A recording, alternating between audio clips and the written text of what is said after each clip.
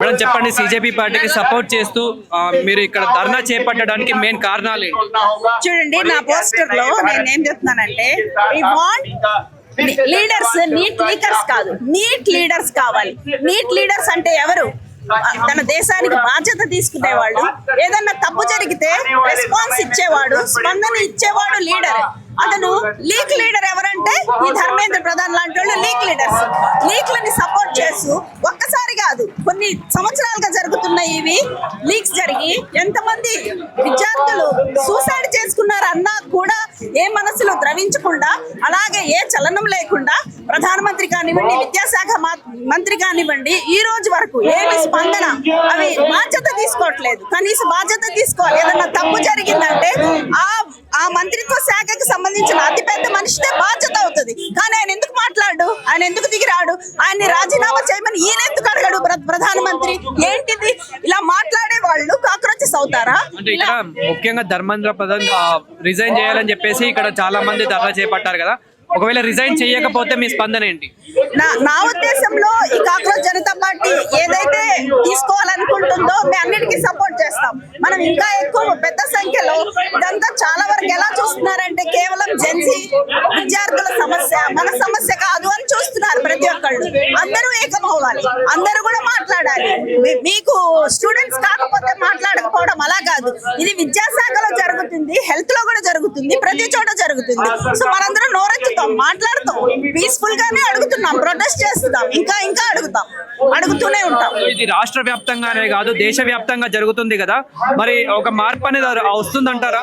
నేను ఖచ్చితంగా వస్తుంది అనుకుంటున్నాను. ఎందుకంటే ఎప్పుడైతే బీజేపీ అధికారంలోకి వచ్చిందో అప్పటి నుంచి కూడా చాలా రకాల సమస్యలు మనం చూస్తూనే ఉన్నాం. చిన్న చిన్న ఉద్యమాలు చాలా లెవెల్స్ లో జరుగుతూనే ఉన్నాయి. మేము 2020లో చైన్ ఫాస్టింగ్ అగెయిన్స్ట్ ఫాసిజం అని చేపట్టాం. అందరూ ఐదు రోజులు వాటర్ ఫాస్టింగ్ చేయడం, అలా ఒక చైన్ ఫాస్టింగ్ చేపట్టాం. ఇలాంటి ఉద్యమాలన్నీ చాలా నడిచాయి. కానీ ఇది ఎందుకు ప్రాముఖ్యత సంతరించుకుందంటే, జెన్జీ ఏమడుగుతున్నారు, కాక్రోచ్ జనతా పార్టీ ఏమడుగుతుంది అంటే, కాక్రోచెస్ అనేవి మన ఇంట్లో శుభ్రంగా ఉంచుకోకపోతే వచ్చే ఒక, మన సిస్టమ్ క్లీన్ గా లేకపోతే వచ్చే ఒక పురుగులు. అలాగా కాక్రోచెస్ ఎందుకు రావాల్సి వచ్చింది? భారతదేశం మొత్తం క్లీన్ గా లేదు. ఎందుకు? భారతీయ జనతా పార్టీ చేపడుతున్న ఇలాంటి కార్యక్రమాల వల్ల. అందువల్లే దానివల్ల కాక్రోచెస్ బయటకు వచ్చాయి. అందుకే కాక్రోచెస్ కి మనం సపోర్ట్ చేయాల్సి వస్తుంది. So we are all support.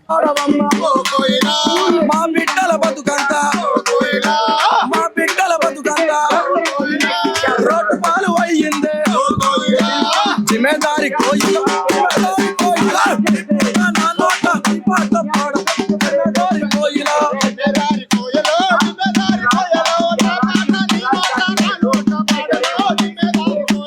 ప్రశ్నించే యువతనంతా మగబట్టి,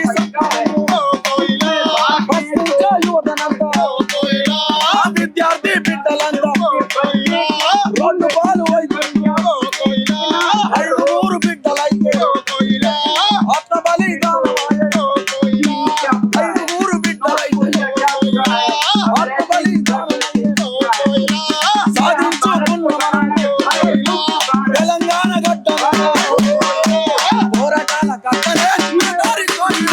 ఈ పూట నా మూట నీ నోట పాడు, జిమ్మేదారి కోయిల. జిమ్మేదారి కోయిల, జిమ్మేదారి కోయిల, నా పాట నీ నోట నా నోట పాడు, జిమ్మేదారి కోయిల. జిమ్మేదారి కోయిల, జిమ్మేదారి కోయిల.